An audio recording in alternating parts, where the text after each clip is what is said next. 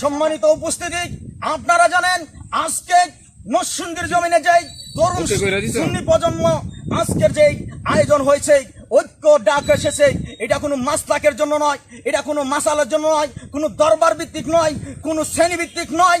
আমরা টেকনাফ থেকে তেতুলিয়া, রূপসা থেকে পাতুরিয়া, সমস্ত মার্কাজগুলো, সমস্ত দরবারগুলো, সুন্নিয়তের দরবারগুলো এক হওয়ার জন্য আজকে নরসিংদীর জমিন থেকে আমরা দায়িত্বহীন কণ্ঠে ভাবে সেই সুন্নি ঐক্য সংস্করণ আন্দোলন আমরা সকলে ডাক দিলাম। দুই হাত করে বলুন ঠিক কিনা? এই আন্দোলন আমাদের চলবে যতদিন পর্যন্ত বাংলার জমিনে সমস্ত দর পীর মাশায়েখ মাসলাকগণ এক জমিনে নাচবেন, ততদিন পর্যন্ত এই তরুণদের রক্ত ঠান্ডা হবে না। দুই হাত করে বলুন ঠিক কিনা? যেহেতু মাঠে নেমেছি, অবশ্যই আমাদের দাবি আমরা পূরণ করবই।